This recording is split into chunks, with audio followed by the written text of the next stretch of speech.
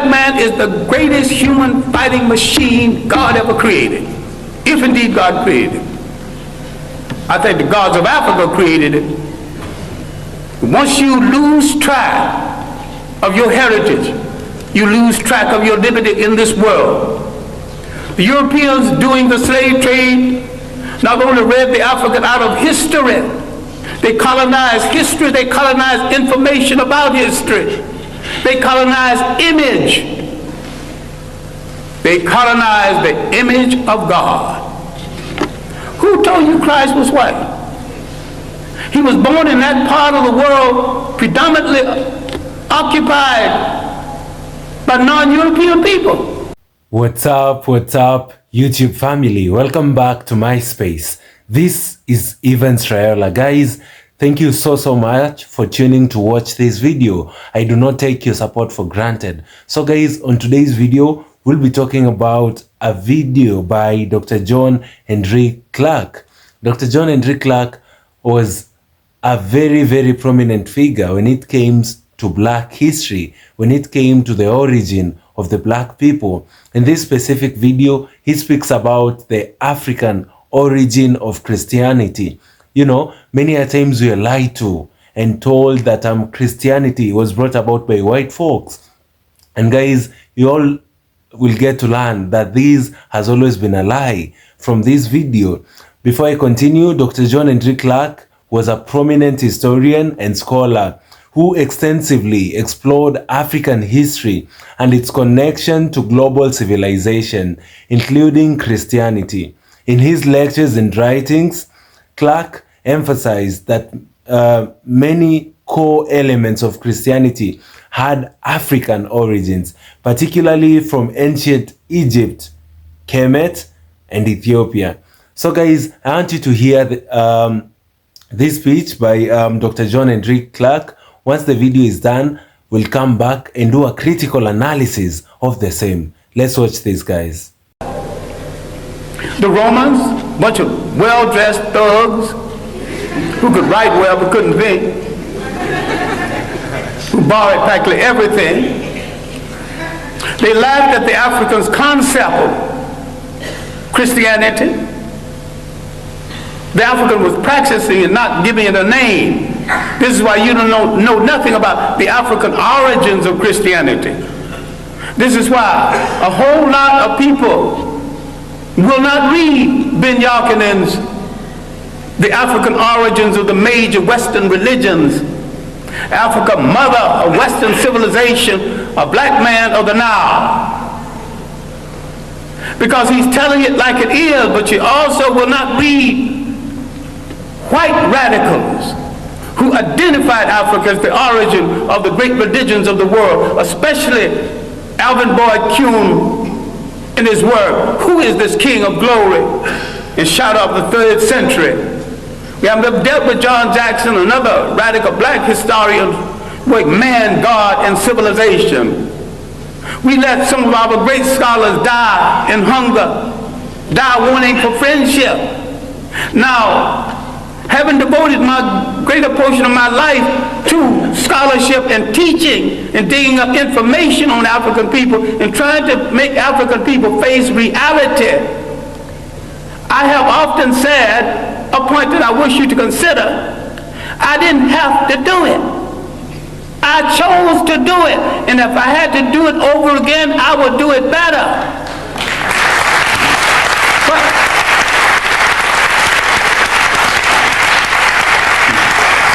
I have a lot of talent other than the talent to teach and to research. I've never met a rich man who had a better mind than me. So if I wanted to succeed as a rich man, I could have done that. I never met a crook who wasn't a fool. I could have been a good crook if I chose to be a crook. I chose to be a teacher of African history. I chose to look in the Bible where I couldn't find my people. I started looking for them in the world, and I didn't stop until I found them. And I know why they were left out of the Bible. I know why all the angels are white. You mean to tell me God is merciful, God is kind, and not one little brown or black angel sneaked into heaven? I ain't buying that. Now the Bible that you get so dewy-eyed over is one of the greatest pieces of propaganda ever written. If you want to read the Bible, why don't you read the Bible one day and read Mein Kampf the next day and see the comparison? That's hard on your mind. Because you think if you don't have Christianity, Islam, or Judaism, you don't have to have spirituality. I've got more spirituality after I put all of them down. And I've got more religion after I put all of them down. All right, now let me conclude something that has no conclusion. We have to look at the impact of Europeans on Africa. All impacts have been negative. The Romans laughed at the early African Christians. Finally, for political reasons, they stopped killing Christians and became Christians. I'm saying the Europeans became Christians for political reasons, as the Arabs became Muslim for political reasons, and as the so-called Jews became Hebrews for political reasons. People use organizations for political reasons, and what we get so dewy-eyed and think we're dealing with the truth. If you look at indigenous African religious belief systems, if you look at the idea when Africans had no churches of any consequence because these fools came here and said, this is the house of God, and the African looked at that church and said, if God who made the wind, the spring, made the ocean roar, and you're going to tell me he can fit into a little thing you call a church? That is no house of God. So some of them had the common sense enough to move away from it, and some had the common sense to burn it down. I'm saying that you are closer to God when the further away you get away from organized religions that are all handmaidens of conquest. The Roman Empire developed during the early period of Christianity. Remember, the Roman Empire started in Africa. It rose in Africa. It fell in Africa. A lot of people need to stop reading some religious books and read some straight history without fable, without supposition, without myth. Read straight history. Read the Mediterranean world in ancient times. She's a racist.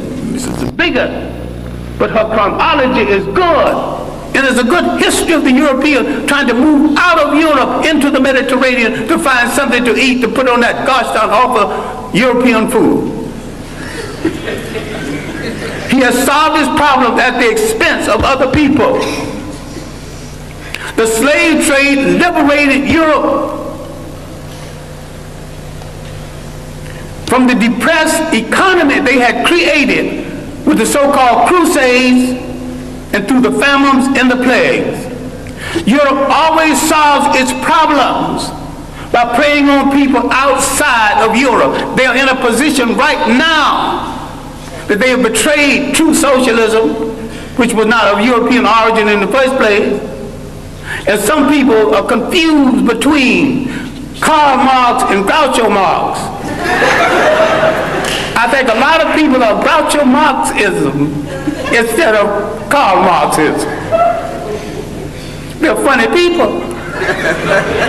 And if you think that system started in Europe, no system as humane as socialism could have started among a bunch of icebox people who prey on their brothers for their breakfast. Read Kwame Colson's work, The History of the Modern World, especially the early chapters. Now, the evidence of Africans in the New World, the evidence of 1,000 years of civilization before slavery, all of this I'm not discussing because there is no time. But when the Romans disgraced themselves in the mismanagement of Christianity, they created a vacuum. Islam moved into that vacuum. The Africans thought that Islam would get the Romans off of their back. They were right. Islam got the Romans off of their back, and the Arabs jumped on their back, and they're still there. using Islam to justify it. Now, the African military man, because we are the greatest fighting machine in the face of the earth, if we ever discovered this, people going to start running. Under proper leadership, proper inspiration, properly equipped, the black man is the greatest human fighting machine God ever created. If indeed God created it. I think the gods of Africa created it. Once you lose track of your heritage, you lose track of your liberty in this world. The Europeans doing the slave trade not only read the African out of history, they colonized history, they colonized information about history, they colonized image, they colonized the image of God. Who told you Christ was white? He was born in that part of the world predominantly occupied by non-European people. So you should not get into the argument about whether he's white. All you have to say, was he a Greek? No. Was he a Roman? No. But these were the only people partially white in the area at the time. If he wasn't a Greek, he wasn't a Roman, he was one of those other people. You don't have to argue about the shades of color. So far as you're concerned, once you establish he was not a Roman, he was not a Greek, your conversation is over.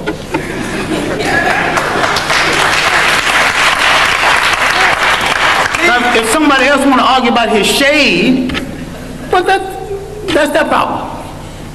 Then if you got a problem with color, then you got a problem with your mother and your father. You have insulted your mother and your father if you don't like what they gave you. I wear mine like a badge of honor. I dig it. I wear it well. All right. Love it.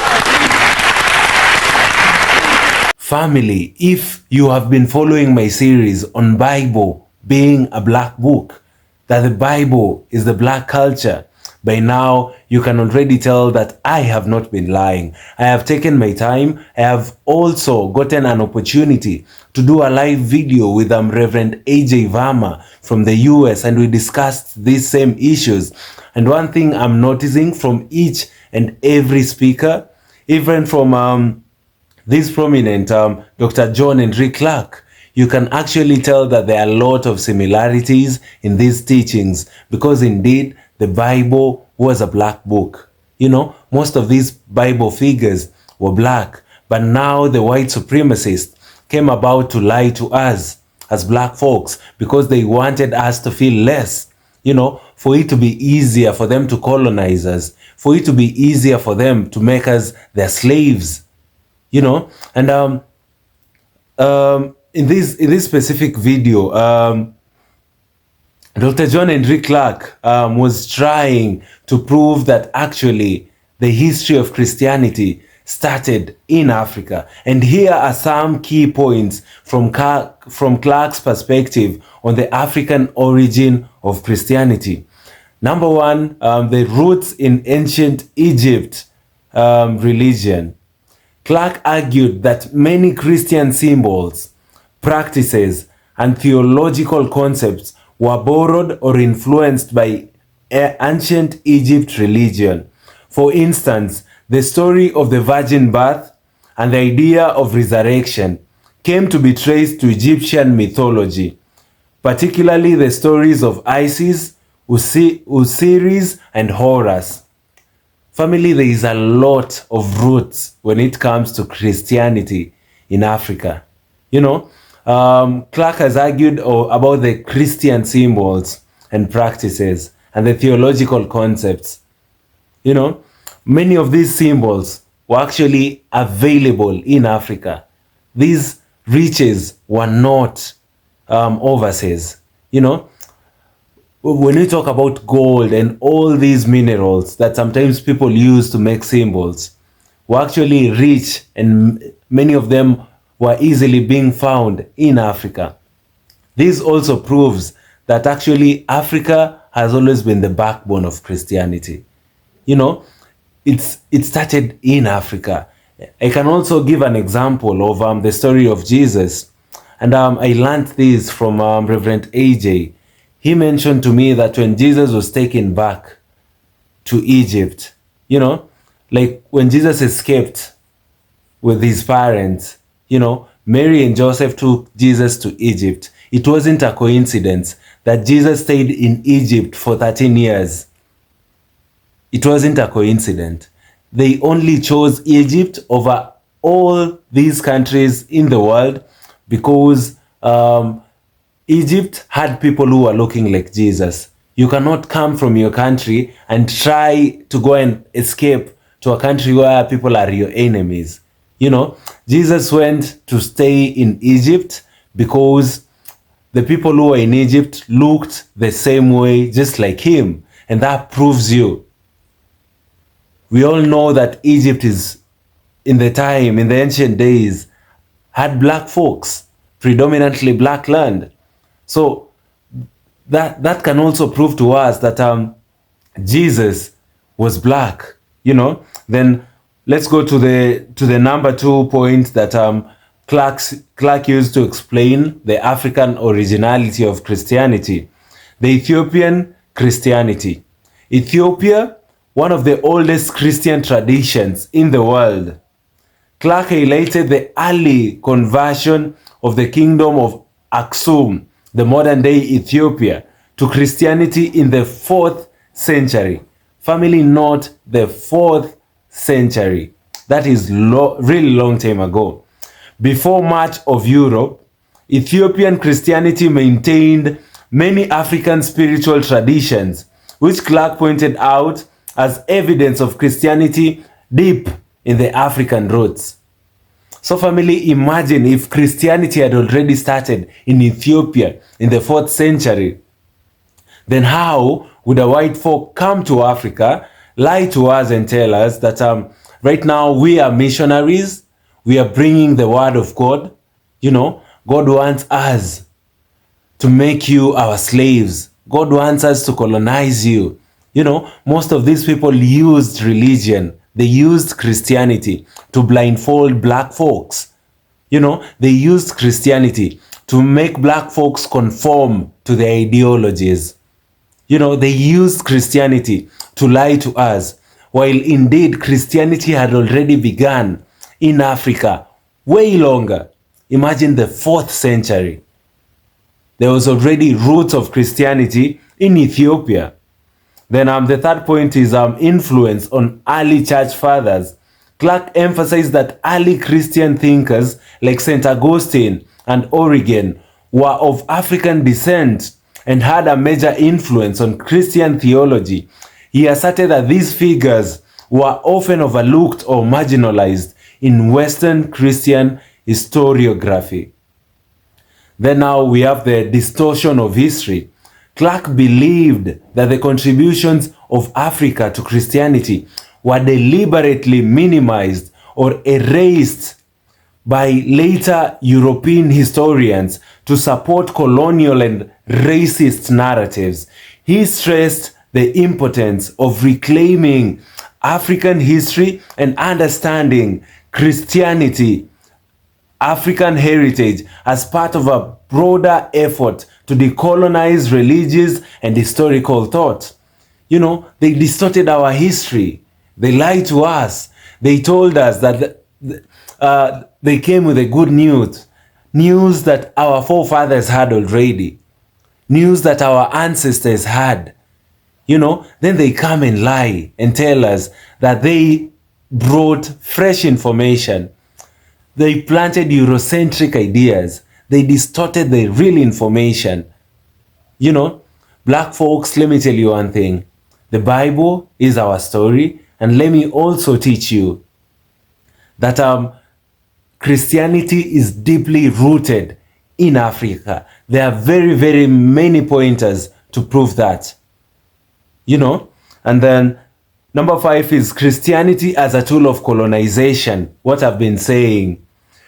While recognizing the African roots of Christianity, Clarke was critical of how Christianity was used by European colonial powers to subjugate African people.